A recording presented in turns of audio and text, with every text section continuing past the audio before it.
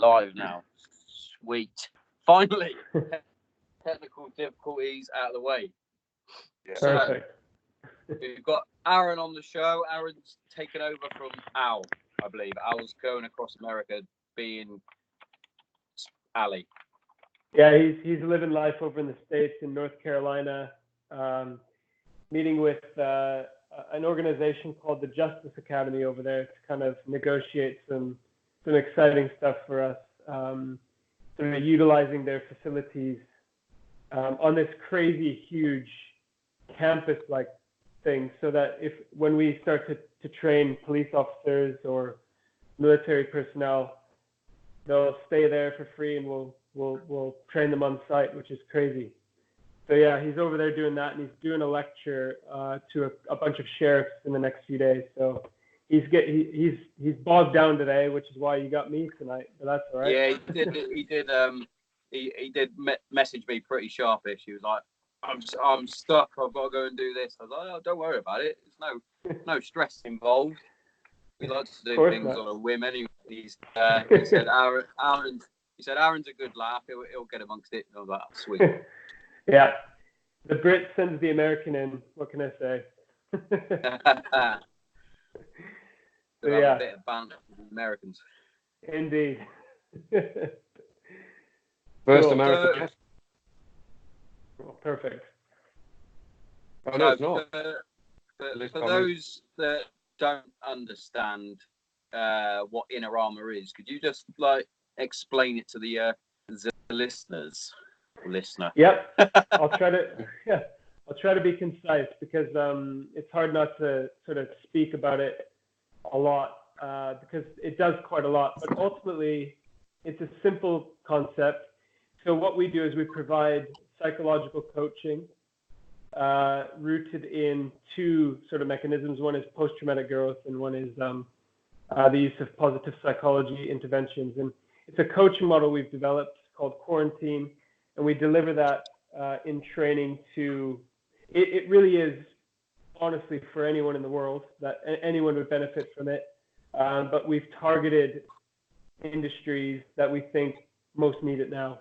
So looking at, obviously, police, military, people that are in high stress and are constantly and repeatedly exposed to trauma situations, either firsthand or secondhand, and just putting a mechanism in place which is preventative. So, I mean, our ultimate goal is to help people prevent the symptoms and development of PTSD, as well as depression, anxiety, and ultimately we want people to be in work and be thriving rather than coping. And so that's basically what we do.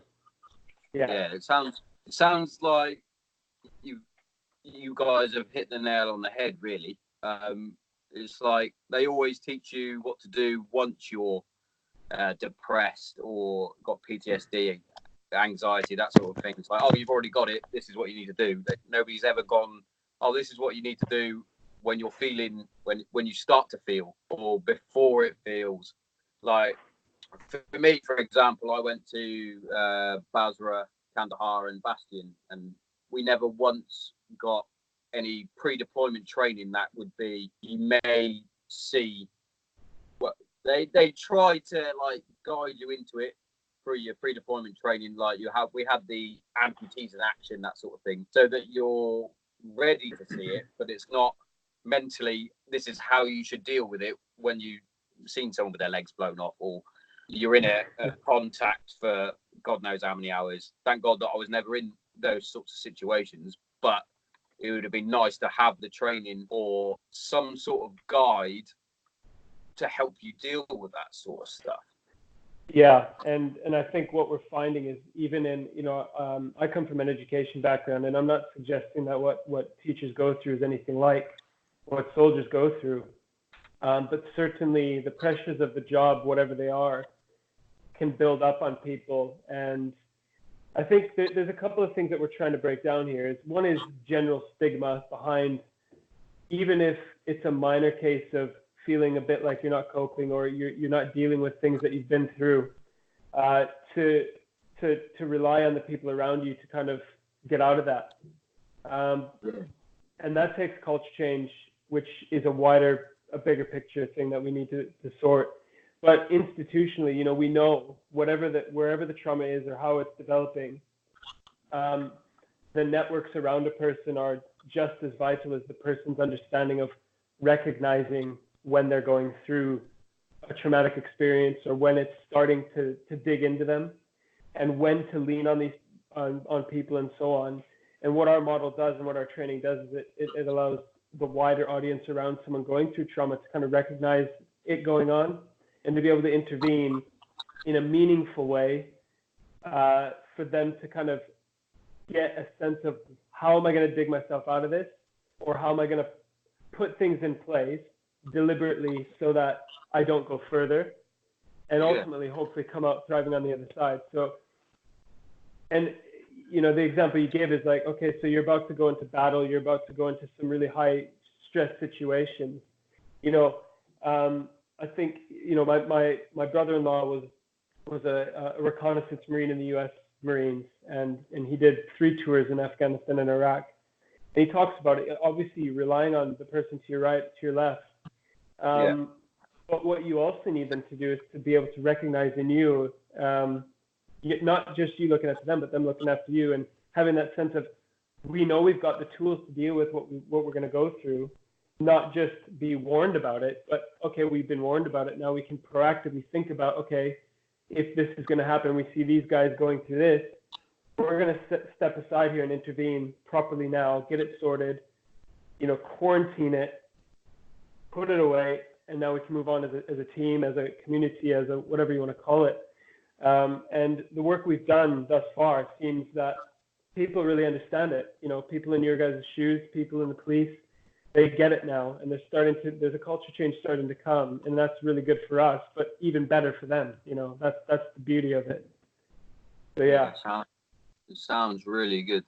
And to be fair, it seems like it can also cross over into civilian sort of life as well, with high stressful jobs. Like Darren, for example, is a chef, and you don't get much more stressful than running a restaurant, from what I've seen anyway. Yeah, and this is the thing. I think you know, me as a teacher, I've been using it with students. So I teach the older students. I'm a head of sixth form at the moment, leaving to join Al full time in April, and it works with the kids. It works with the teachers around me.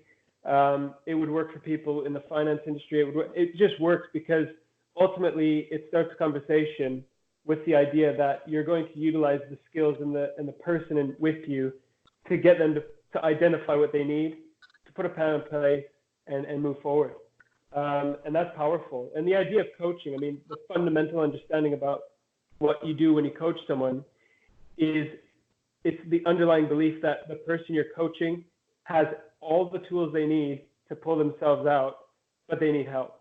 And so we're training people to do that, to give the help in a very deliberate way. So yeah, chef, definitely. Maybe we can do a quarantine with you at some point, and then you can talk to your audience about how it went and what you thought about it. But yeah, it's certainly, honestly, any industry, any person, any family member, really, if you wanted to use this, you could. I know exactly one thing that Darren would love to do with you guys, because I spoke about it with Alicia. She was the one that sort of guided me to you guys in Inner Armour. That's Alicia Emerson Thomas. She was talking about you guys. Yeah. And then you were doing some magnificent things with Lego. Yes. And I know full fact that my big brother loves a bit of Lego. I do love it. I don't think the Lego would work on me very much, because I've got zero patience for it, and I will just destroy it all and just leave. However, you know what's funny about that is some of the most badass people we've worked with this. You know, I'm not going to name names, but there's a guy out in the States back in early December. You know, Al was running this session, and in the first few minutes, the guy's like, "Al, I love you. This is all bullshit." You know. This is within the first sort of hour of. Yeah.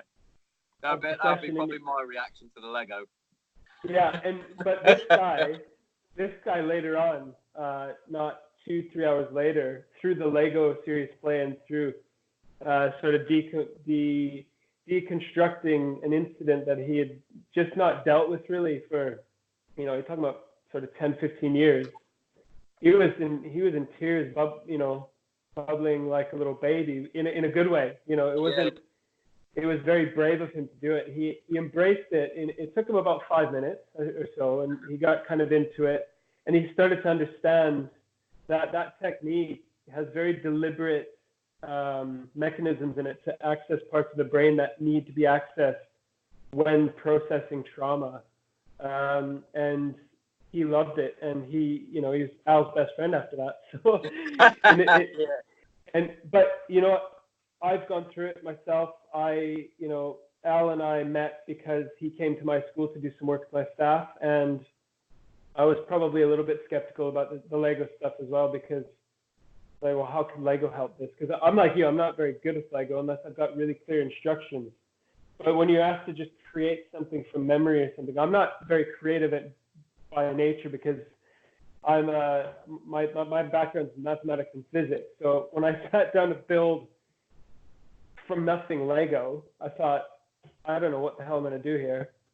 So, you start building, but actually it's not even about the creation itself, it's about the interpretation of the creation. So if you put a red brick down and that represents blood, then fine. Everyone in the room agrees that represents blood.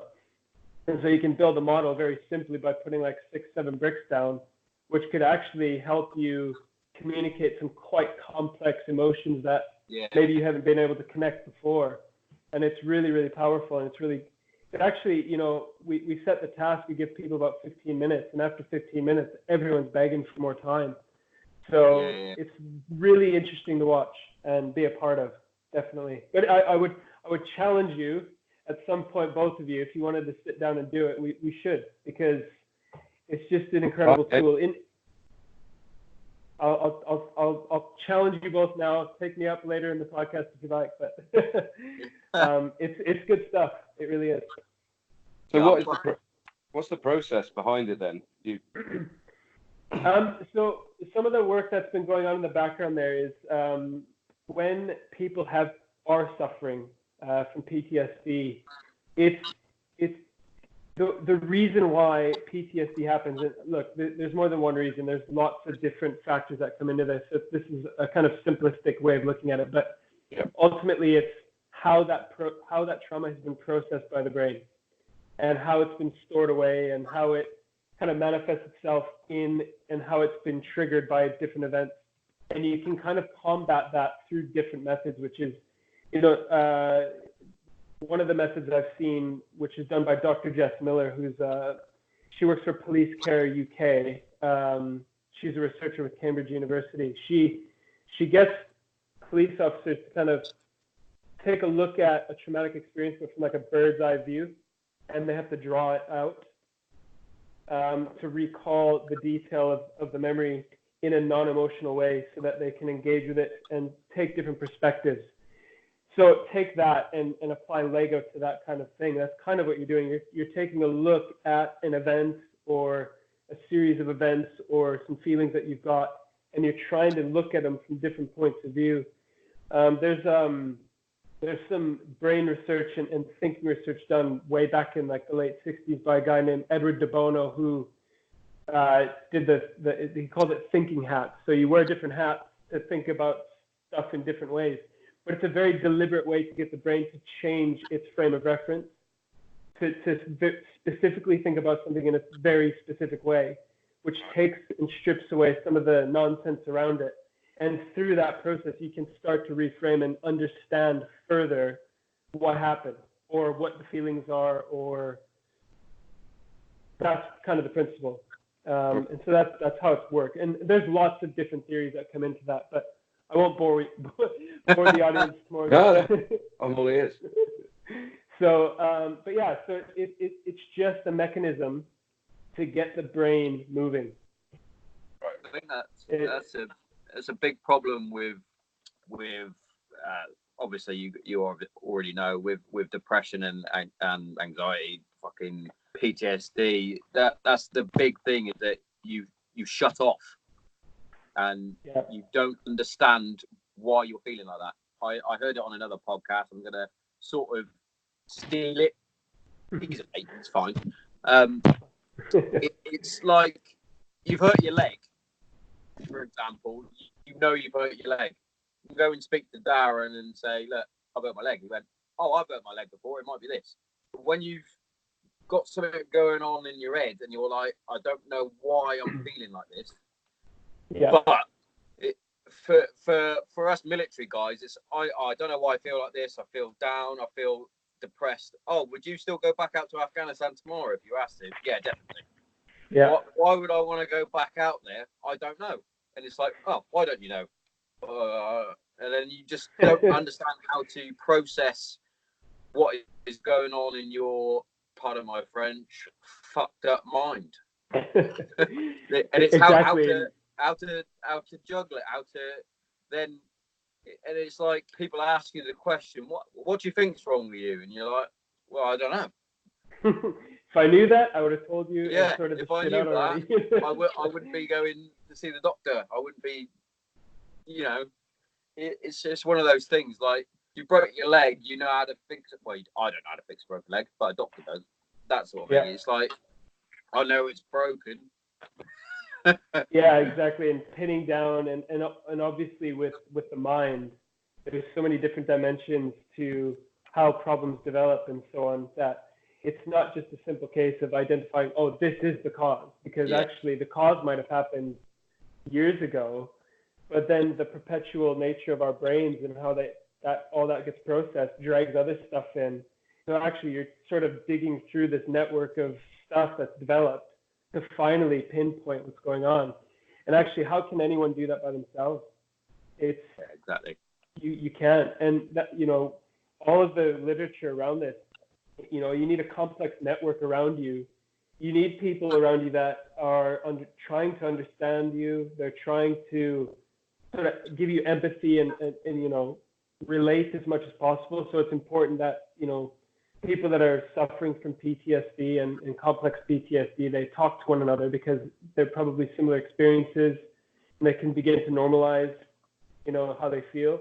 But the model we developed, it deliberately strips the empathy out of it, because ultimately, the three of us, we could get in a car tomorrow. We're all at psychologically different levels in our lives. We might get into a car wreck and be horribly injured and so on. 10 years down the road, we all would be processing that trauma very differently. So even between the three of us, we wouldn't necessarily be able to fully empathize with one another, because we don't know what each other is feeling about it. And we never will understand that. Yeah. And so the quarantine model puts the person listening, that's asking the question, puts them in a position of not giving empathy, but just listening and prompting in very deliberate ways to get to the bottom of, well, not necessarily the bottom of all the time, because I think sometimes it takes further intervention, But that's another thing that we can identify through the quarantine sessions, is like, okay, so we can identify if someone's really suffering, and if they are, we need to be referring them to more, clinical help. But if they're not suffering and they're just kind of low, we can start to suggest things for them in their lives and coach them through it. And that's the beauty of the coaching. So but it's you need to find people around you and that can talk about it. But that's the problem, isn't it? How do we talk about it? How do you articulate what's going on up here? It's really, really hard. So definitely. And I guess it's also really hard to, like, if you haven't done anything like your training, how do you know who to talk to? Yeah. I mean, how do you bring up with your best mate who you go down the pub? I'm feeling really shit. Like, I don't know if it's just culturally or what, but as an adult male, that's kind of a hard thing to say without appearing, well, I guess weak to a certain extent. Yeah. And that's why Sean started the podcast in the first place. That's probably why you guys started getting involved because there is that stigma around the whole mental health. Yeah, and I think exactly, and I think, you know, this is something that I probably want to explore a little bit with more research when we get up and going, and we've been working with a bit more people in the next few years. But is research the idea of is it cultural stigma or is it ignorance that is developed into this cultural stigma? Because actually, ultimately, it seems to me like people are just afraid to talk about it rather than because they don't know what to say, they don't know how to engage in it. And so that leads you down a path of dismissal, I guess, because you're trying to protect yourself from being in a position where you feel like, I don't know what I'm doing here. Yeah. So I have a hunch, and it's something I'd like to explore more, but, you know, not yet, is this idea that actually it's more about our misunderstanding of what we're actually talking about. How do you have a conversation? I don't know. What I do know is that quarantine gives you 28 questions, and you don't have to rely on anything but those 28 questions and the ability to listen really well. You know, and the training talks about then, you know, the different interventions that you can suggest for people, the different challenges you can give them in their life to kind of implement so that they can start to, you know, because ultimately I think the brain starts to get into negative patterns and you start to look at the negative a lot more than you naturally would. We all think more negatively than we do positively. That's human nature, but it becomes very imbalanced when you start to go down the road of mental health problems and so on. So it's utilizing tools and techniques to get some habits in your life that keep the positive right there, and frame it against that negative. You know, it's almost like I was thinking about this earlier, like because I heard it one of my daughter's football match at the weekend, and one of the dads said that they're learning to lose, and I remember that we always had a saying when I was still playing football, which was that you get into a winning mentality, and you can sort of apply that to everyday life, can't you? You know what I mean? Yeah. If you start thinking negative, think negative all the time, and you only see negative in things. If you're in a positive frame of mind, you look at somebody that just starts the gym, for example. They go 6 or 7 times a week to begin with, and you know, everything's positive. They start eating properly. They start getting up earlier, getting good night's sleep. As soon as they start missing 1 or 2 days a week, that all seems to unravel, and back on the couch getting fat again. I think you're right. It is like a human. Yeah. But maybe we are. I know it from full experience with myself. It's like I've mentioned it fucking too many times now on the podcast, but the main reason why my depression took to the forefront was the fact that I was no longer Tommo the squaddy. I was no longer a serviceman, and I was like, I've lost my identity. That was my major thing, and it was the fact that I was then just a security guard. That was in my head. Oh, I'm just a security guard now. Instead of thinking, oh, I've got a decent job that enables me to put a roof over the girls' heads, put food on the table. I'm not thinking, oh, that's all positive stuff. I'm just thinking, I'm a security guard. And it's how to then flip that round and think, oh, I've actually got a fucking decent job. I come home, my daughters are happy to see me because I'm not going off to the desert for 7 months for fighting a war that we shouldn't be at, whatever. Yep. It's this, yeah, exactly. Legally or illegally, however you want to look at it. And it's, I'm sure you guys could rip me apart the rest of the evening, I think, probably. I'm not, but you talk about that, you get into a negative cycle, and there's a couple of things that you said there, and you know, one of the things that Al kind of coined, which I love, is this idea that the other way of looking at what we're doing is we're training people how to break beautifully. So we all have to expect in our lives, there will be traumatic incidences, big, small, whatever. And how you are in your resilience before those things happen, and how self-aware you are about the various ways in which you manifest these things before you go into this, before you go into a traumatic event. The more you can know about that before it happens, the better. Because when you do break, and it will happen, everyone will go through a very, dips of different levels. If you're in a good position to kind of catch yourself, as well as the people around you ready to kind of catch as well, it's going to go much better afterwards than before, than before you got into a mindset of thinking about this stuff on a regular basis, making it habitual. And I think that's where the field of positive psychology kind of operates, because in the clinical world of psychology for 70 years really, they always looked at it's the science of looking at sickness and getting them back to kind of like zero.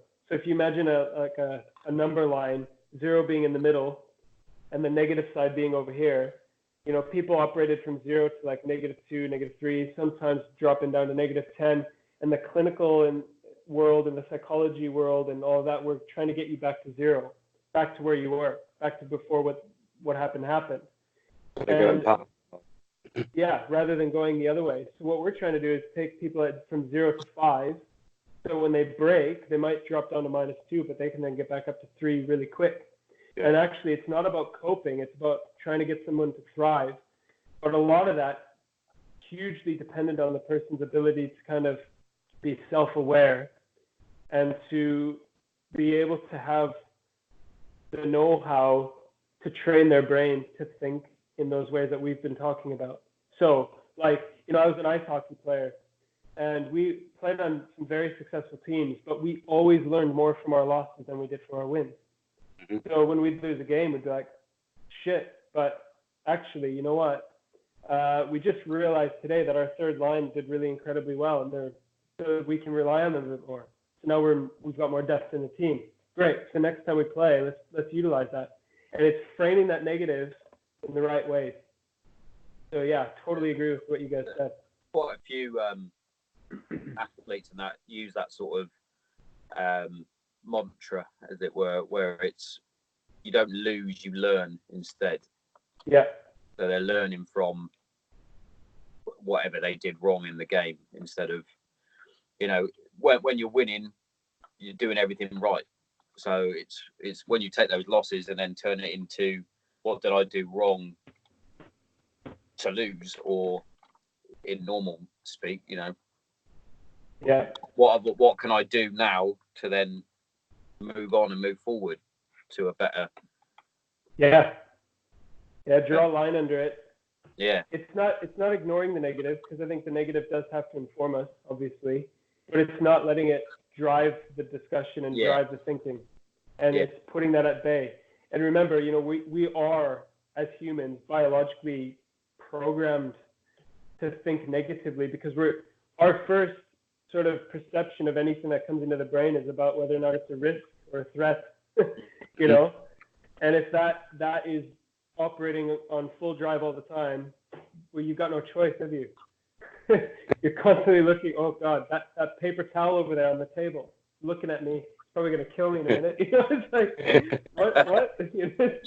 That doesn't make any sense. But, we all know, like, there's people in our lives, and we can recognize it in ourselves when we let our negative self just take over. And you're like, it just takes so much effort to come back out of it. And I think possibly that's because we don't practice it enough. Yeah? 100% on that. Like, my missus is a big one for it. She knows, well, obviously I've been with her for nearly 12 years now, so she knows me inside and out. So automatically, I don't know if she can tell by just my mannerisms or my face or what, but she's like, something wrong with you today. even if I'm at work, she can't even see me on the phone. She's like, I can tell in your voice you're not right. What's the matter? It's like, yeah. Before I would be like, nothing, I'm fine, leave me alone. But now I'm like, no, I'm having a bit of a day of it, and actually speak about it. Yeah. Where before I'd lock myself away, drive away, and push people away. It's like an automatic reaction. Yeah. Well, it's that uncertainty that develops when you're going through that. And you're kind of going, if someone asks me right now what's going on, I don't know what to say. Yeah. So probably best if people just get the hell away from me, so I can kind of sit here and think about it myself. But and depending on how bad it is, that can be a dangerous thing, because you'll just perpetuate yourself. Whereas if you get someone in and you can be honest. I mean, this is, let's be honest. I mean, my wife's the same. She knows exactly when I'm not my perfect self. I said perfect, definitely not perfect. But and I think, when I was younger, I certainly wasn't looking for women that had that quality. But as I got older and I started to realize, actually what I need is someone that can balance me and gets me and can call me out on my bullshit when it's necessary, pull me out of slumps when I'm there. It's good that you've got a wife that can recognize that in you. It's a blessing, because not everyone's in that kind of relationship, So yeah, I mean, here we go. You're exercising gratitude, man. That's part of the. Oh, she, to be fair, she's a good egg. My wife. She always asks me every week, "Do you talk about me today on the podcast?" I probably don't talk about her enough. When I've never actually mentioned this. When I went to therapy when I first started feeling shit, I brought up the things with the missus, and it was when I went away on tour. The first time I went for 4.5 months. The second time was 5 months, I believe, and then the last time I went was seven months. And it's like, it's not just me that's going away. It's I've left. I've got all the troops around me, so I'm all right, inverted commas.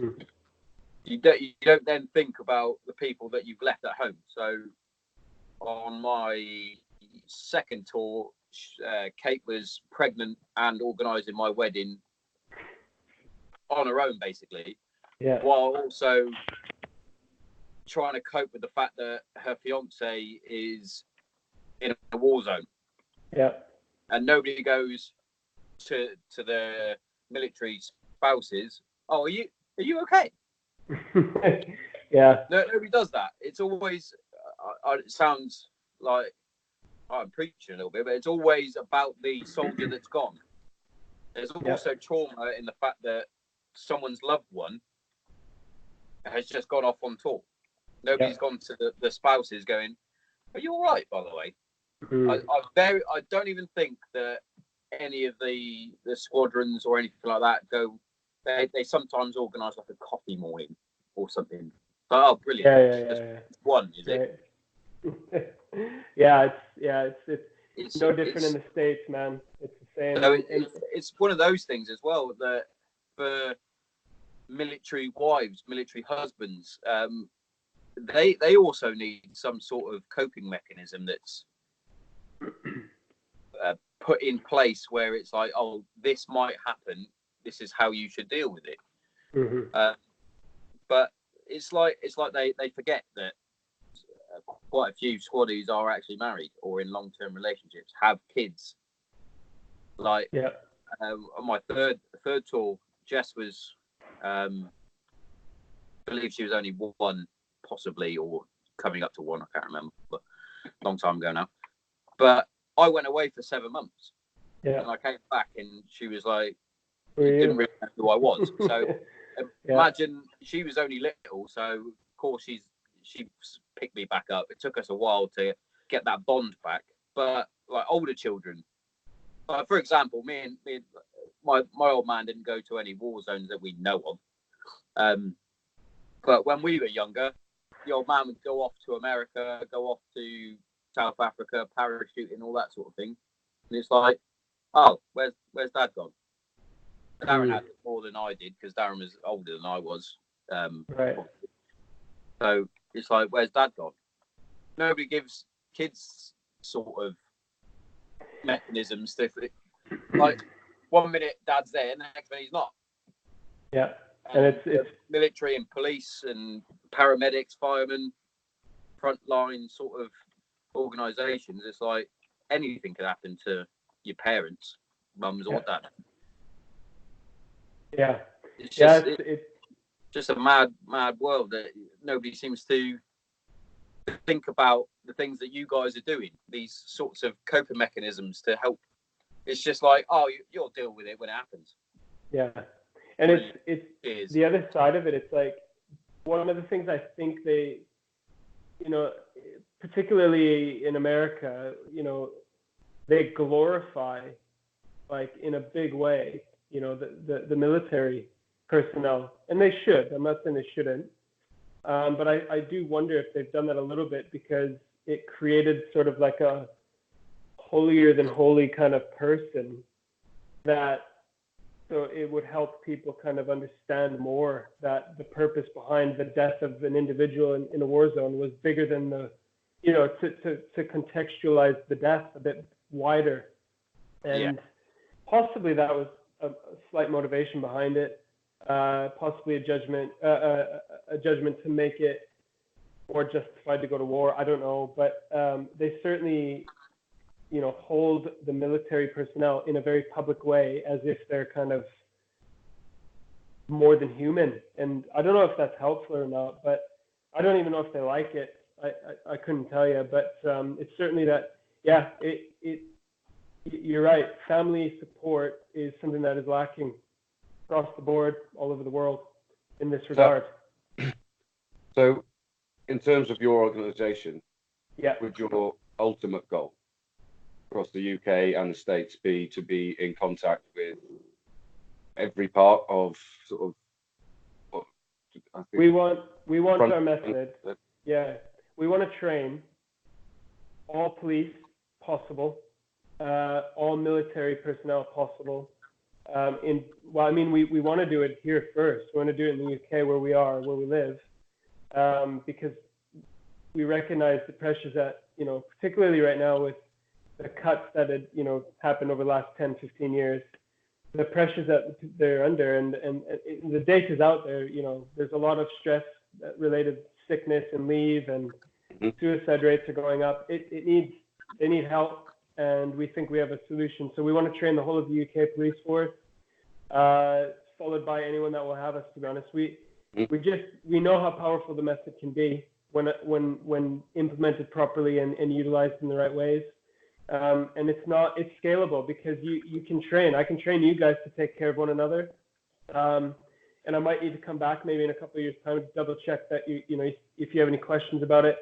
But it is scalable where other methods aren't, and it relies on an individual, getting around to everybody. Yeah. And I think we recognize it's a strength for two reasons. One, it's going to help more people, but two, as a business model, it's easier to implement because it doesn't rely on me or Al to be the only person or the only two people delivering this stuff.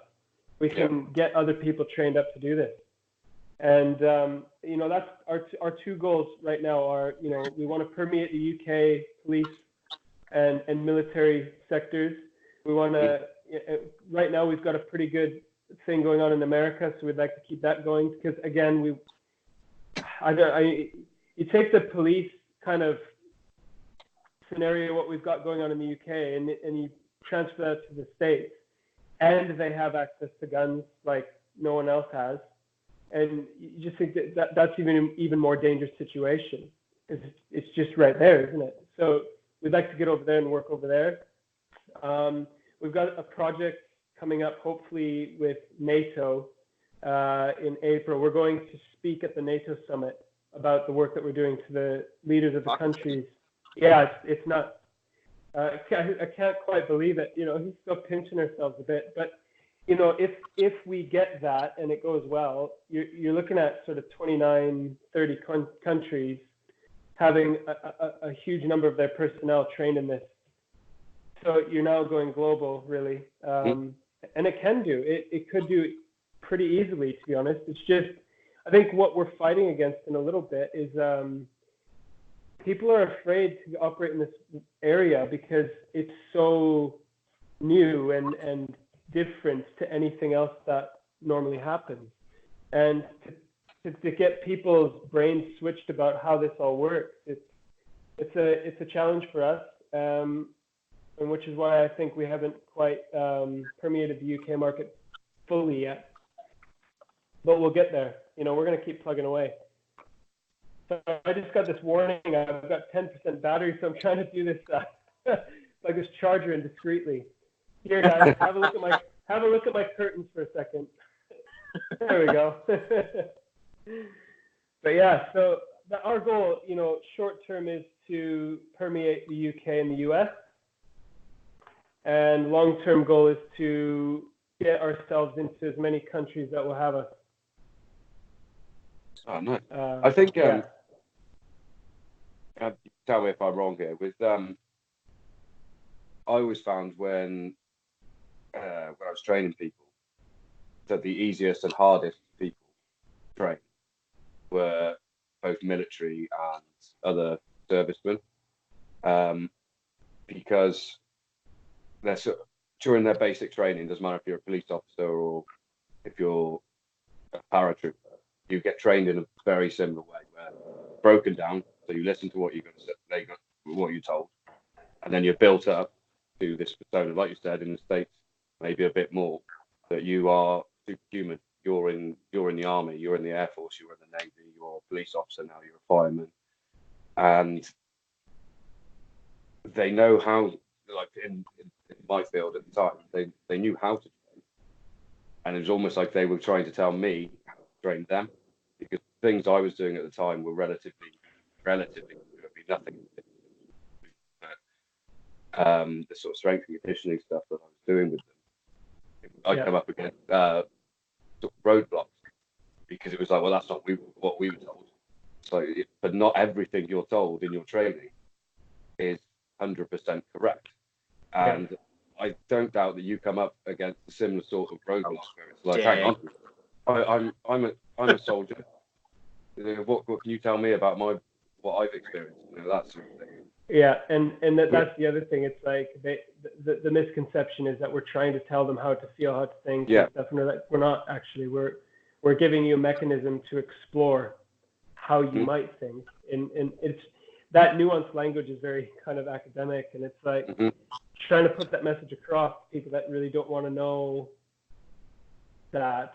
It's hard, and it's different, isn't it? And we will always come across skeptics. It's going to happen, and that's fine, because that means we're doing the right thing. If people are giving us resistance, that's good, because it also reframes our model a bit, because it needs to work for the people that are going to be using it, and they need to believe in it. And so by getting some resistance, we can continue to build the case against the views that come at us. But you're right. There's a couple of things. Like the hardest sector so far, though, in terms of challenge to us, is the education sector. Because teachers, like, I'm a teacher, so I'm taking the piss out of myself here, but we know everything. And we're very academic, and we're, and that's fine, but we're also very critical people, and that's what gets in our way. It's in our way because we see negative. It's I'm about to try it on Chris Smith. Yeah, he's listening. He would enjoy this, I think. Dr. Chris Smith. So they quite often talk about academics, and that's where a lot of the whole. I mean, this might segue into sort of more current events. Sort of why Sean has me, but especially in the States and Canada at the moment, with the whole politically correct things, you can't say this, you can't say that, and it quite often comes out of the colleges, and it's because people that, well, it's not because it's just a thought that because people in academia are constantly around similar thinking people, nobody once they attach themselves, that's correct. And it's with the whole politically correct the one with the gender pronoun, and they, him, her, Z, 25 odd other ones, and that's that could work in a college campus, but on the average person in the street, it doesn't really work. But it's because of Twitter, because of Instagram, YouTube. It seems like you get these small amount of people that make a lot of noise, and that can work in your favor sometimes. Like, say you suddenly became a big hit on social media, I'm sure you'd have people on the phone all the time, whether it's average Joe or whether it's a commander in the army. But it can also work in a negative. Is it Jordan Peterson got into a lot of trouble over? Was it in the States? Yeah. And when you actually listen to what happened, it's like, well, all he was saying was that he wasn't going to not go in to teach his students because it was something to do with them being white or something like that, and then sort of bigot and all sorts of crazy. But yeah, I think you're right with teachers. Of course, you have to think like that. That you know what you're talking about. That's a part of your job. If you're not convinced of that, or at least semi-convinced of that, you can't get the message across to your students or pupils. Well, what's interesting though is that when I started off in my career, I was sort of learning the craft from people that I thought were good. Yeah. And the reason I thought they were good is because they could walk into a room and the children would fear them. So they'd shut up, sit down, do nothing. Mm-hmm. But then as I've done this for 16 years now, as I've developed in my career, the more I realize, first of all, I'm not that person. I'm never going to be that person. And when I have to become that person, I hate it and I don't enjoy it.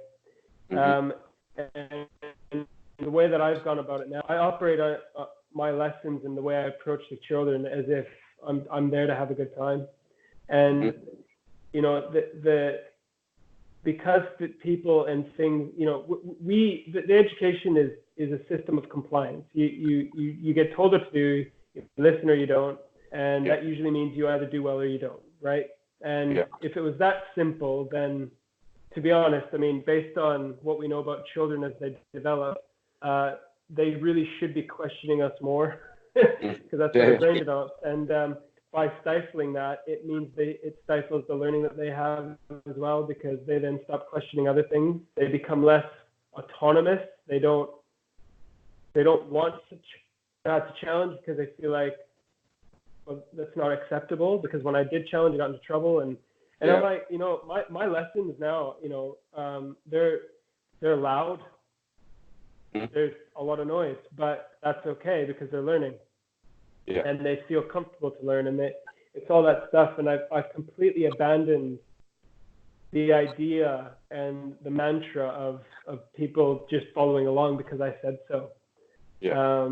And that's, obviously that's one extreme, but the thing is teachers in that conversation. So this idea that they know everything, again, that's another thing that I've changed in my own practice. I tell them if I don't know.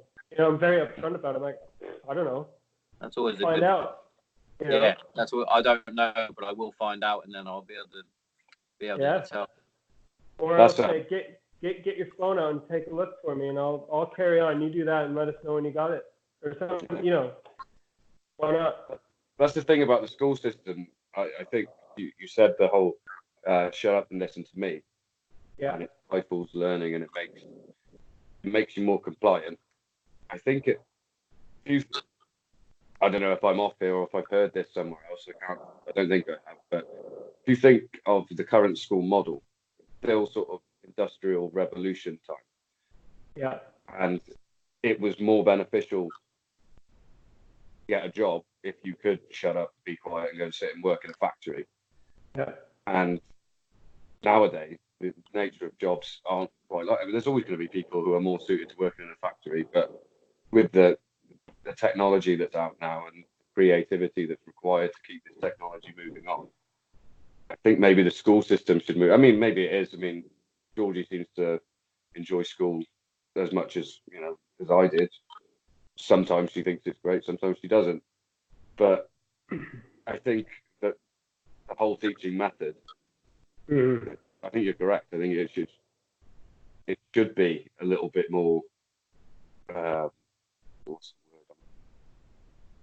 word? A little bit more freedom to learn. Not so much like I'm not a massive believer in the whole Steiner school. Yeah. I think that you do need to have some sort of structure, because then you're not going to learn important things that are essential in our modern lives. But I do think they do have the right idea with the way kids are drawn to certain subjects. Like, why can't they focus more on those subjects? Why they, some kids generally don't like physical activity. All right, that's fine. If it's okay with their parents, why can't they just go and learn more about computing or drawing or whatever? Why do they have to go to these lessons that, I think you'd have to have a base, maybe. I mean, I'm not trying to redesign the education system at all. No, base subjects and just go on then. You go and learn. Oh, you don't want to do art anymore. You want to have a go at that. And I think that I said this to Sean a while ago with sports as well. I think the biggest mistake as parents we make is like, as soon as they show they're good at something, it's like, you have to go and do this. This is what they are going to be a footballer. They're going to be a rugby player because I was a rugby player. It's like, well, if they want to play football for 6 weeks, let them play football for 6 weeks. If they want to go and then take a jiu-jitsu class, go and do that. If they want to play cricket in the winter, go and play cricket in the winter. I think until they get sort of at the age of 16, what does it matter? You're not going to. No, in fact, exactly. I think there's studies out that say that kids that play a variety of sports are more likely to do well in one sport once they decide what that one sport is. If you look at might have messed that might be. No. That's 100% accurate. There's a lot of theory. It's true. I don't know who it was. I'm thinking this is back even when I was a teenager when I read the same thing, and if you just have to look at from obviously American perspective here, the best athletes that have ever lived in the States, Michael Jordan, John Elway, American football player, Joe Montana, they all in high school at from the ages of sort of 15 to 18 were 3 and 4 sport athletes. Yeah. And a lot of the Hall of Fame baseball players, when you look at them, they went to university on scholarships to play more than one sport but they then chose to go professional in one. And you're going, and that's not a mistake. That's no. It's because it just teaches your body and your mind lots of different mechanisms, and it just gets you to know yourself better, doesn't it? At the end of the day, physically. So totally, absolutely. Right, did you want to have a look at some current events, Sean? Yeah, we'll do that, mate. I'm sure there's loads at the minute. Oh yeah. Well, I know Sean did. Did you see Ricky Gervais's Golden Globe speech? I didn't see it. No. Yeah. How have you not seen it? Need to. He tore the celebrities apart. It was brilliant. I'm one of these people, so over the holiday, so I had a pretty extended Christmas period because I work in the independent sector at the minute. They always have a bit longer holidays, and to be honest, I don't think I turned the TV on once. I have a 4.5-year-old daughter, and we were literally just doing all sorts of stuff, going to adventure parks. Lego, yeah.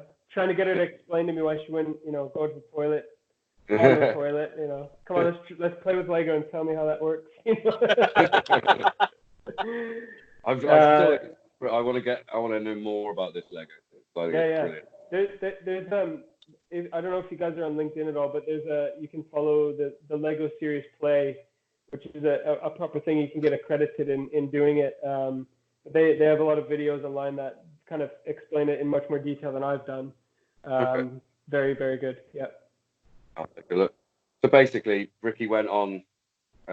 He completely Well, he started off and said, "This is the last time I'm doing this awards show, so I don't care." No, I don't care anymore. And who am I kidding? I never cared.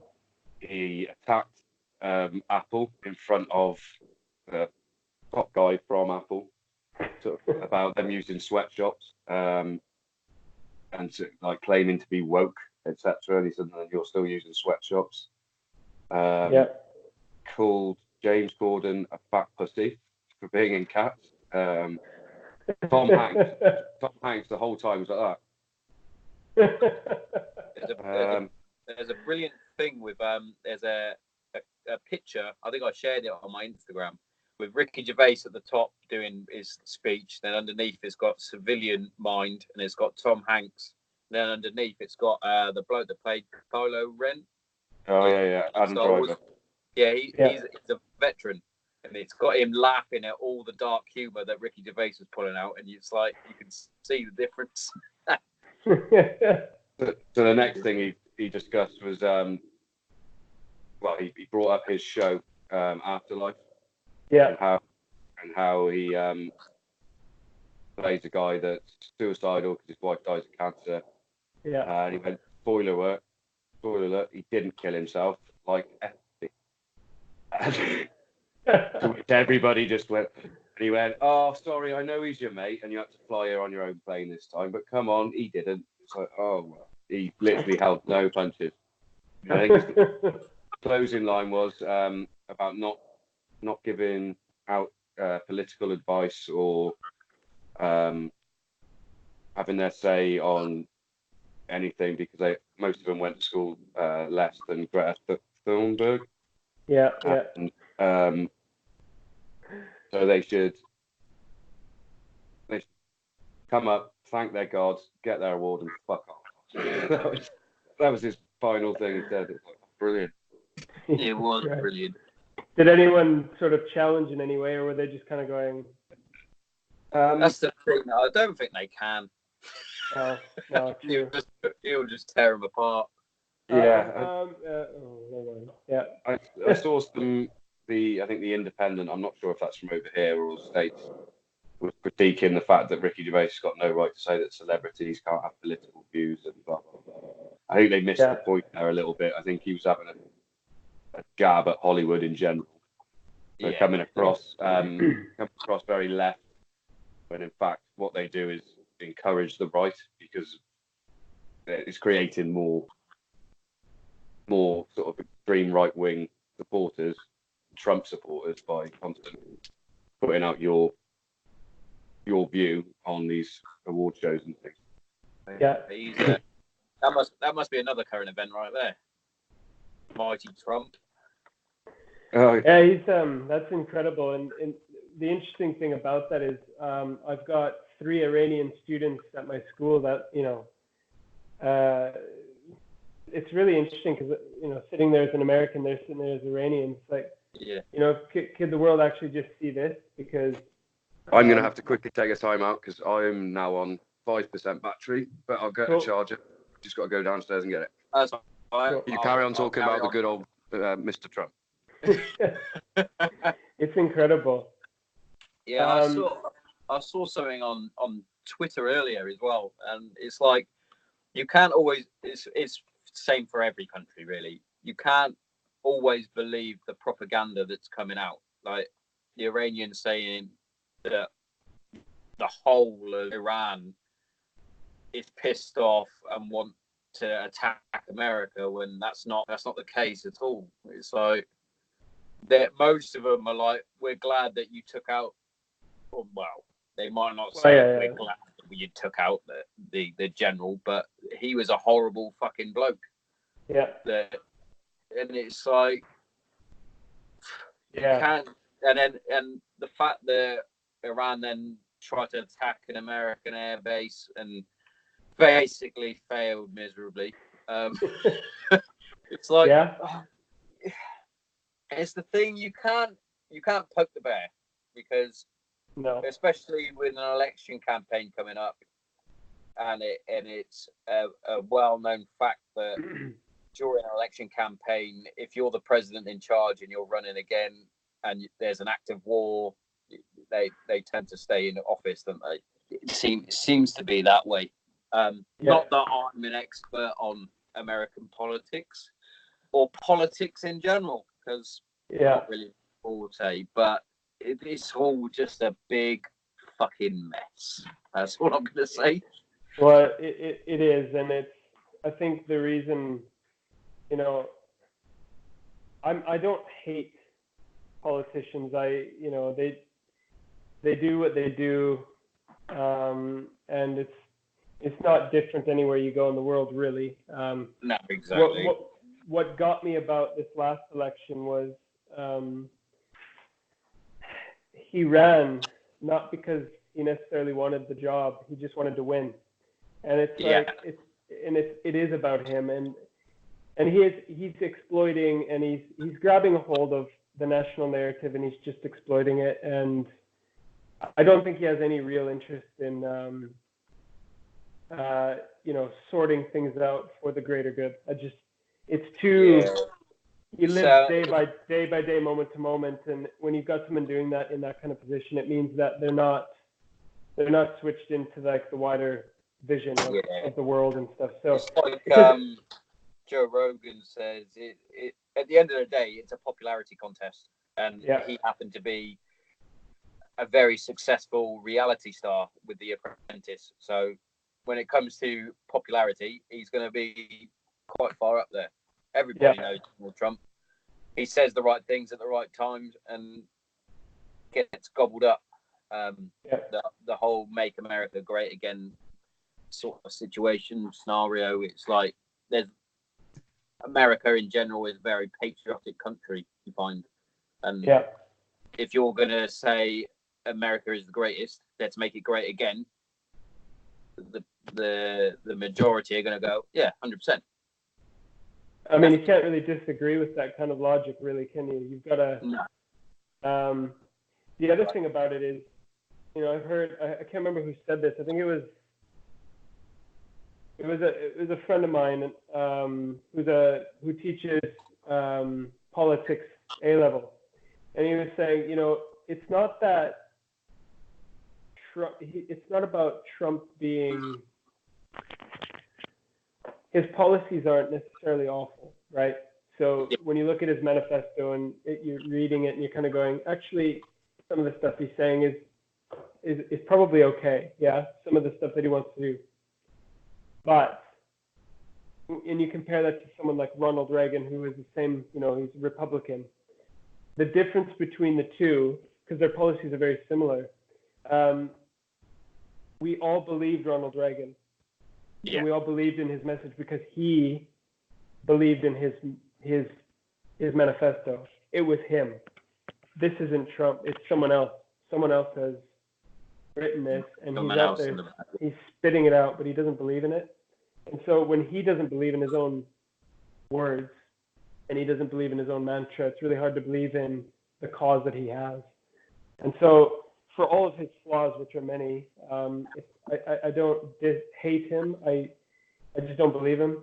Yeah, you're 100% right with the fact that when he started running for president, and they basically said, "Well, you're never going to win," that was his way of going, "But I am.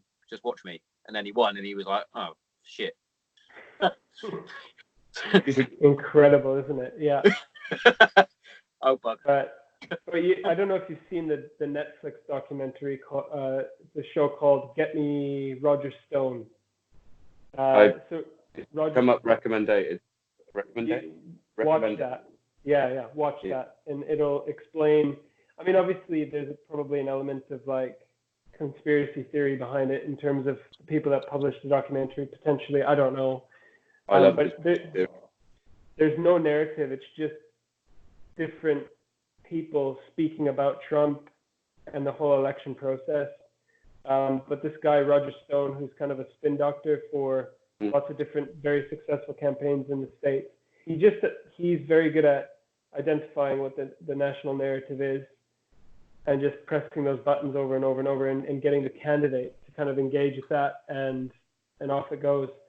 And it's a very interesting documentary. So all the stuff that we're talking about now, it'll just confirm your thoughts. It's brilliant. It's a really good one. I like those. Yeah, they're very good. Another good one's Fahrenheit 11/9. 9/11, yeah. No, Oh, the second one that he did. Oh, right. No, I missed. It's about Flint, Michigan. Oh, yeah. And like, it blew my mind a little bit. I watched it when I was really ill. I need to rewatch it. But yeah, it was a lot of that was how like their drinking water was completely contaminated. Yeah. And how like Trump actually used some of that to get people on side. Yeah. By visiting places like Flint, where other people who knew how bad it was wouldn't go there. Yeah. He's a character at the end of the day, isn't he? He's a character that he's built up over the years. That I think he believes in the character now. I think he believes that that's who he is, the guy from the TV. Yeah. I don't think that's who he's always been. But no. You can see the interviews from him when he was, in the 80s and stuff. He's not like he's nothing like that now. Yeah. He's actually quite sensible. But there you go. What else you got? So we've got to talk about fucking Australia, haven't we? Oh yeah. It's on fire. Yeah. It's on fire. However, I did see somewhere that there's been some miscommunication from whoever the American correspondent is, who basically reported that the whole of Australia was on fire. They had a map, and it was basically Australia red. The whole thing on fire. And you're like, you're going, no, guys, it's the summer there. That's the red for the being 30 degrees or whatever it is. It fucking is mad though. They're saying it is a saying though. I must have heard it on so many podcasts that everything in Australia tries to kill you, and now even the weather is. So it's crazy. The spiders, the snakes. Now you got kangaroos kick your ass as well. Yeah. What for you for the on the subject of Australia, and it also ties in. Sorry, did I cut out then? No, you're good. Yep. It ties in with the political correctness and how woke these companies are, etc. So there's a cam girl over in the States who basically said for anybody that donates $10 to help Australia, she will send them a nude picture. Okay, she raised nearly 500 grand, kicked off Instagram. She got kicked off. She didn't post anything on Instagram, like there's no nudity. And from what I can gather, she was kicked off because A, she was essentially selling sex, but B, because Instagram didn't make any money out of it, and she was selling a product. If that was true, man, oh man, that's a shame because we've all seen much worse. There's I was going to show you guys the photo. How quick was it?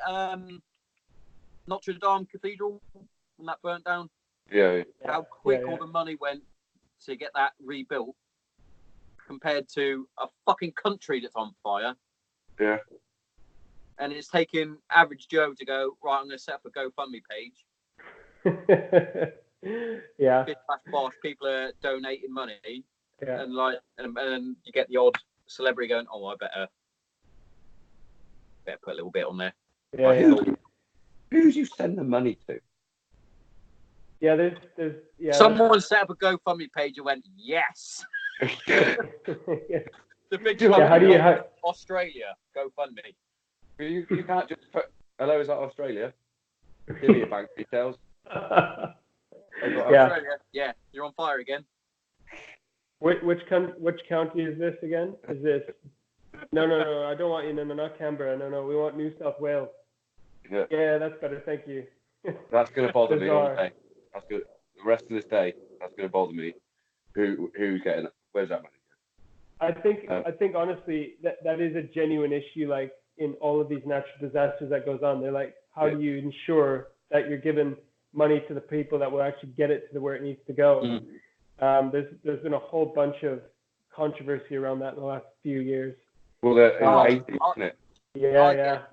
With like children in need and Red Nose Day and things like that. It's like, hang on a minute, Didier Drogba and Akon have given £500,000 and built like 2 million schools or whatever. That's exaggerated. Yeah. But that's just those two blokes. Pretty sure the last children in need, they raised like 135 million or whatever. Where's it gone? The thing is, crazy. If you want to get real conspiracy theory about that, how come I'm still seeing the same adverts, usually on at Christmas, for helping kids in third world countries get water? And I've been watching the same adverts in the 80s. Yeah. People must have given money to him. Where's that money gone? Oh, what's his name? He's always on the Joe Rogan podcast. Goes and builds wells. Oh, the Big Pygmy. Yeah. He's out there actually building the wells. Yeah. He's had malaria. Where's the fucking money? Justin Wren, yeah. Shout out to my mate. Don't know him. Great, yeah. Gets a mention on this podcast. Text him. Yeah. So, I don't know if we've discussed this, Sean, but I'll bring it up real quick. Did you ever see the interview that Will Smith did about his son coming out as non-binary or something? Yeah, I saw not the whole thing. I've heard of it. Well, Someone posted it on LinkedIn, but not the whole thing, just a snippet. Essentially, he admitted that the way that they put him through school and things like that, they messed up a little bit. He never had any boundaries. Do what he wants. Creative freedom. Yeah. Moving slightly to the left of this, have you seen Tom Hanks' son talking on? Yeah, have you seen him talking at the Golden Globes? Because it sort of swings back around to talking like a bumper. I got.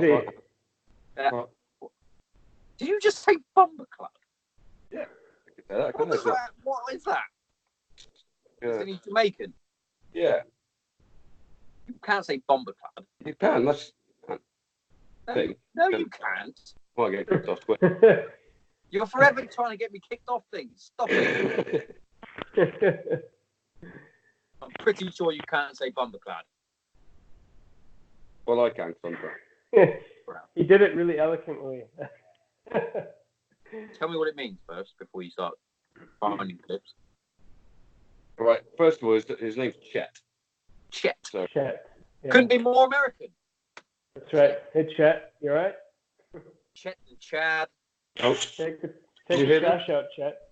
Hang on. That was Ricky Gervais. Yeah. I don't know why it's yeah. Big up the whole island, massive. It's that boy Chet and coming straight from that Golden Globe, you want to see? Fuck off! Man's message in a while, so forward come. Big up, for a start, I don't know what he just said. What was he doing? Was he I don't know what. Was he like This is what he looks like. I bet Tom Hanks is really proud. He must be amazed. Can't see that, mate. Keep going. Oh, I reckon he's hammered. Come towards. Yeah, that way. He looked hammered. Finish that. Was he wearing a suit? Yeah. Right. So that's like the people where oh, fuck off. Get him off my screen. I think he's hammered. I think he was drunk, just being a dick. Yeah. I just don't know why he's talking like a Jamaican. Can I say Bumper? Can you say it? You just did several times. Can't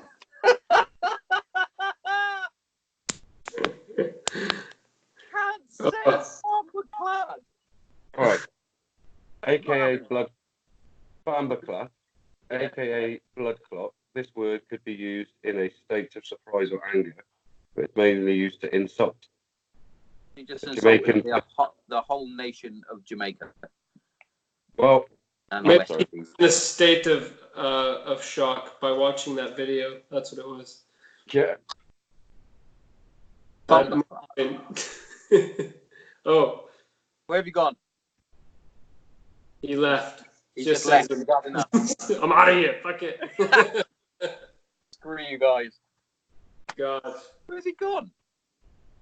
Did his phone die? Probably. Well, no, he I've got backups ready to go. I've got like everything here. Like, he's still recording. Yeah. He's just text me, but I can't read it because it's on my phone. I might have to. Let me just read it quickly. I'll be 2 seconds. Go for it. Yeah, no worries. I can still hear you. Oh, his battery died. Oh, yeah. I thought maybe that might be the case. Yeah. So how does that work? How is it still recording if his battery died?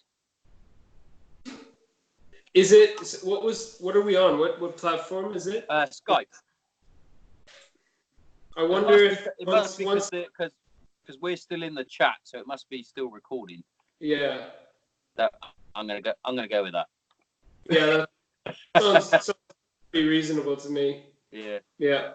Well, to be fair, we're at 80 minutes, so that's what, an hour and something. Just under an hour and a half. Yeah. That's not bad going, I'd say. So yeah. Seeing as he's disappeared. He took the easy road. We're going to get into the really heavy stuff now. Yeah. We're getting to the fun bit, and his phone died. Yeah. But I got to say, though, thanks so much for coming onto the show. It's been a fucking eye-opener.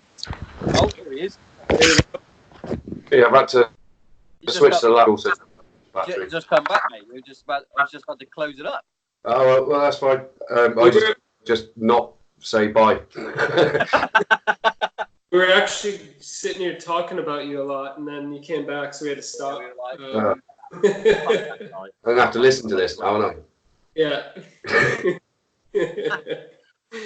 Fuck yeah. That guy. I was like, his admin's up his ass again.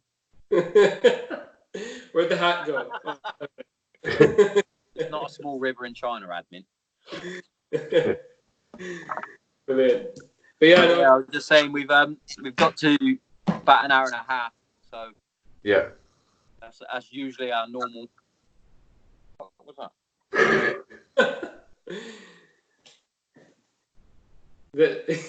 You need to be fucking spiders and shit in this shed. Brilliant. Well, yeah, I'd like to do this again. I want to know more about the Lego. We're definitely going to get Aaron. We'll definitely get Al, and we'll have to do a. Ooh, do I dare say it? A 4-way. At least 20 years since that's been suggested to me. But yeah, I've really enjoyed this. It's been a great episode.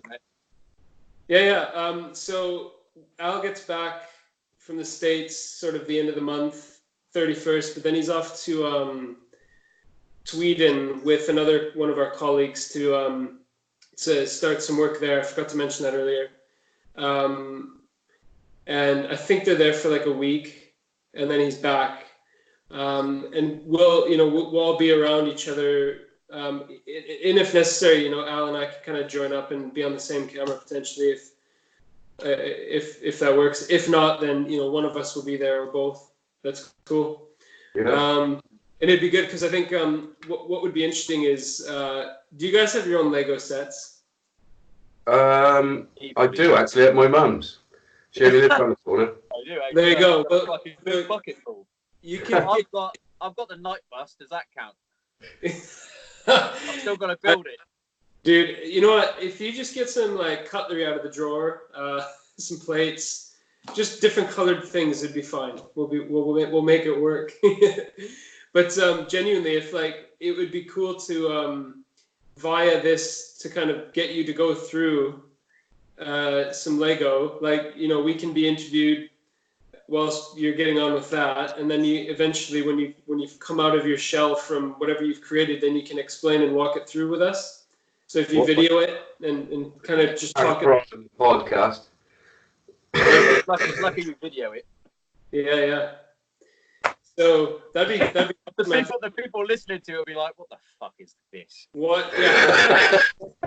They'll come in right at the moment where you start saying something really bizarre, like, and this little Lego man with one leg represents, my childhood when I lost my good friend or something. Like, what is this? Sounds good though. But yeah, it'd be great, and I think Al would definitely be up for that. Certainly would be. Excellent. That's it. Cool. Thank you very much for having us. Thank you for coming on. Yes, thank you very much. Any way to get the message out there is brilliant. And Al's started doing podcasts of various types as well to kind of, our podcast is deliberate. It gives people a voice that want a voice to kind of promote themselves, as well as then experience what we do and then talk about what their experience was. So if at any point you guys are interested in getting one of us to coach you through quarantine, we would never record the quarantines for public. No one else other than the people that are in the quarantine sessions hear them. But then talking about the experience afterwards, if you want to do that, we could organize that on our own podcast as well. So that's an open invitation for whenever. Yeah, sure. Nice. Love it. Cool. Should have come on before Christmas. You could have got guest of the year. It's gonna take a lot to beat this. He's on this one now, so could be 2020 guest of the year. Yeah. Do I get a plaque with that or something? Or a badge or something? I've got 124 Granite Zero stickers, so you can have one of them. That'll work. They're literally on everything at the minute. Mrs. was having a go at me. Mrs. literally had a go at me earlier because I started sticking them on my Xbox remote. She was like, "You're a geek." I was like, "Yeah." I'm embracing. Stop putting stickers on shit. Yeah. Well, boys, that was excellent. I'll speak to you soon, Sean, and hopefully, Aaron, I'll speak to you soon too. Yes, be in touch, guys. Nice one. Bye, guys. Cheers. This is where it gets awkward trying to hang up.